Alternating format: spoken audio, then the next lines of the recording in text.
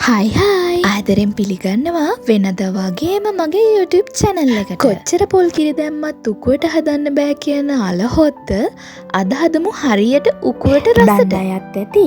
ඒ වගේම නොදන්න අයත් ඉන්න නිසා මේ මගේ ක්‍රමයට අලහොත්ත හදන විදිය. අල ටික සුද්ධ කරලා සෝදලා ලුණු දාලා මම අල ටික තඹ ගත්තා. තඹලා වතුර බේරලා අරගත්තු අල ටිකට මම ලුණු එකතු කරනවා. ඒ වගේම උළු හාල් චුට්ටක් එකතු කරනවා. ඒ වගේම කහකුඩු පොඩ්ඩකුත් එකතු කරගන්න.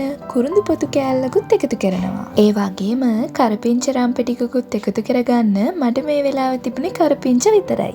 මම කරපිංච එකතු කරා. හදන්න ඉතින් පොල් කිරි ඕනිමයි. ඉතින් පොල් වල දිය කිරි මිටි කිරි වෙන් කරලා තියාගන්න. මෙන්න මේ විදියට දිය කිරි ටික එකතු කරලා අපි මේක නටවගෙන ඉමු. ලුණු කරපිංච ටික පොඩ්ඩක් තැම්බ වෙන්න ඕන නිසා මම පියනකින් වහගන්නවා.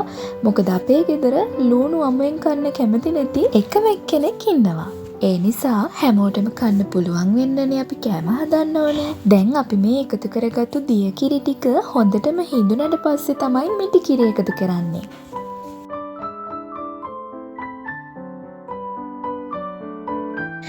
ඔන්න දැන් උක්කු මිටි කිරි ටික එකතු කරනවා. අල තම්බද්දිත් මම ලුණු එකතු කරලා තමා තැඹුවේ. ඒ නිසා රස බලලා අපේ හොද්දට ලුණු එකතු කරගන්න ඕනේ. ඔන්න මේක තමා අල හොද්ද උක්කුවට මම හදන රහස. මේ හොදියකෙන්ම අල කෑලි 4ක් විතර අරගෙන හොඳට පොඩි කරගන්නවා.